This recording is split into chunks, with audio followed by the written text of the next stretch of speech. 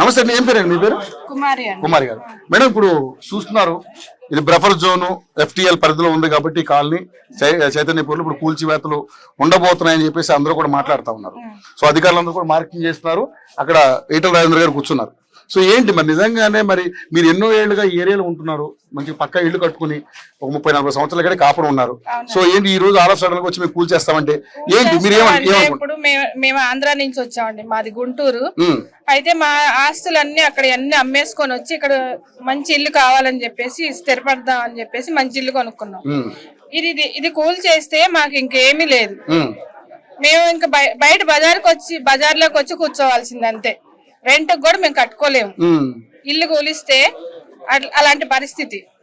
సొంత ఇల్లు కొనుక్కున్నాము, కొంచెం రెంట్ కూడా వస్తుంది, అలా గడుస్తుంది మాకు. దాని మీద అప్పులు కూడా ఉన్నాయి, ఇంకా లోన్లు కడుతున్నాం, అప్పులు ఉన్నాయి బయట. ఇప్పుడు మా ఆ ఇల్లు కూలిస్తే మా పరిస్థితి ఏంటి? రేవంత్ రెడ్డి గారు, ఇది మీరు చేసేది కరెక్ట్ కాదు, ఎప్పటికీ ఇలా చేయొద్దు, ఆడవాళ్ళు ఏడిపిస్తే మీకు మంచిది కాదు. కానీ నిజంగానే మరి మీరు ఓట్లు వేసి గెలిపించారు, మరి ప్రభుత్వ పనితీరు ఎలా అనిపిస్తుంది? మిమ్మల్ని ఎందుకు గెలిపించుకున్నావు అండి? మమ్మల్ని బాధ పెట్టమనా? ఎందుకు గెలిపించుకున్నావు? ముఖ్యమంత్రి అంటే ఒక తండ్రి లాగా ఉండాలి మీరు. ఇట్లా ఆడపిల్లల్ని అందరినీ చిన్న పిల్లల్ని వేసుకొని ఉంటున్నాం మేము. ఇలాంటి పరిస్థితి మాకు ఎందుకు కల్పిస్తున్నారు మీరు?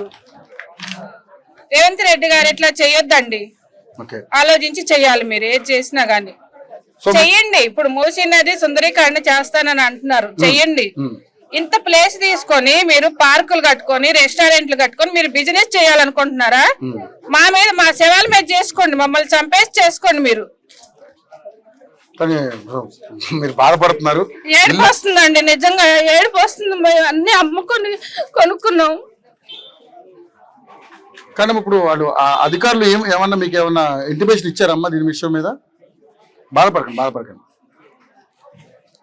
మాది బఫర్ జోన్ లో ఉందండి. మీ బఫర్ జోన్ లో ఉంది. ఓకే. సో మరి ఏడకండి, బాధపడకండి, గట్టిగా ఉండి మాట్లాడండి. దీని గురించి మీరు గట్టిగా పోరాటం చేయండి. ఎందుకంటే ఆయనకి చెప్పండి, అసలు మీలాంటి వాళ్ళు అందరూ ఏడిపోయినా ఆయనకి తెలిసి కొంచెం ఆయనలో మార్పు వస్తుందేమో. అంటే తినబుద్ధి కావట్లేదండి, నిద్ర రావట్లేదు. ఇట్లా టెన్షన్ పెడితే ఎట్లా? మా ఆరోగ్యాలు కూడా పాడవుతున్నాయి.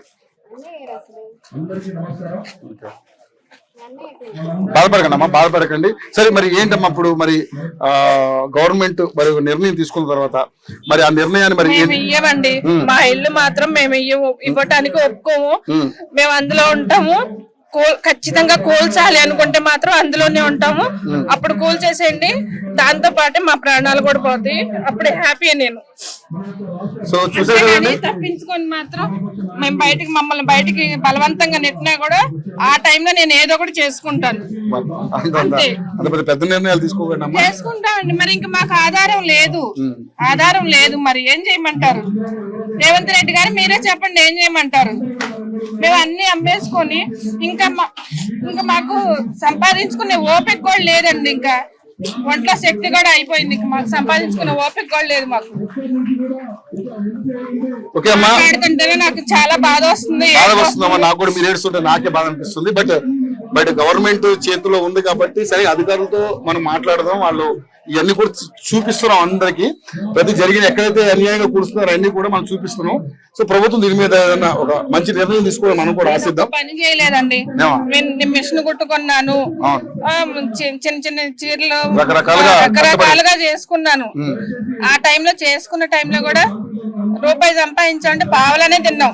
ముప్పావుల దాచి పెట్టుకొని రూపాయి కూడబెట్టుకొని మేము ఆ ఇల్లు నిర్మించుకున్నాం. మేము దాన్ని పడేస్తానంటే ఇప్పుడు అలా సంపాదించుకోవడానికి ఓపిక లేదు మాకు. ఇప్పుడు ఏం చేయమంటారు చెప్పండి? సో ఆవేదన పడకండి అమ్మా, దీని మీద ఒక మంచి సొల్యూషన్ రావాలని మనస్ఫూర్తిగా మేము కూడా కోరుకుంటున్నాం. ఆ రకంగా మేము కూడా గవర్నమెంట్ కి అప్పీల్ చేస్తా ఉన్నాం. సో రేవంత్ రెడ్డి గారు దయచేసి ఇలాంటి ఆడవాళ్ళు అక్కలు చెల్లెళ్ళు ఓట్లు వేస్తేనే మీరు గెలిచారు. ఈ రోజు వాళ్ళు కూడా బాధపడతారు. గెలిపించుకుంది ఎందుకండి? మిమ్మల్ని గెలిపించుకుంది మాకు ఏదో ఒకటి మంచి చేస్తారని గెలిపించుకున్నాం. మంచి చేయపోయినా బాధ లేదు, కానీ మమ్మల్ని అలా బతకనివ్వండి చాలు, ఇంకంతే. రైట్, చూసుకున్నారు కదండి అందరూ ఆవేదన. ఆడవాళ్ళే కదా, ఇల్లు అంటే ఒక సెంటిమెంట్. ఆ ఇంటిని ఈ రోజు అంత మమకారం పెంచుకున్న ఇంటిని సడన్ గా వచ్చి కూల్చేస్తామంటే ఎవరు మాత్రం దానికి యాక్సెప్ట్ చేస్తారు చెప్పండి. పాపం ఆ ఆడకూతురు ఎంత ఘోరంగా ఏడుస్తుందో చూస్తుంటే చాలా బాధ అనిపిస్తుంది నిజంగానే. కానీ బట్ ఇలాంటి తల్లులందరూ ఏడుపు చాలా మంది ఏడుస్తూ ఉన్నారు. చిన్న చిన్న పిల్లలు కూడా కనీసం బుక్స్ వాళ్ళ వంట సామాన్లు తీసుకునే టైం కూడా ఇవ్వకుండా వచ్చి కూల్చేయడం అనేది కొంత కాస్త కనికరం లేని ప్రభుత్వంలా కనిపిస్తుందని చెప్పి చాలా మంది మాట్లాడుతున్నారు. సో రేవంత్ రెడ్డి గారు కంపల్సరీ ఈ ఇష్యూ మీద మీరు ఒక సమర్థవంతమైనటువంటి నిర్ణయం తీసుకుంటే వీళ్ళందరి ఆశీర్వాదాలు రేపు మళ్ళీ మీకు ఓట్లుగా పడి మీరు మళ్ళీ గెలిచే అవకాశం ఉంటుంది.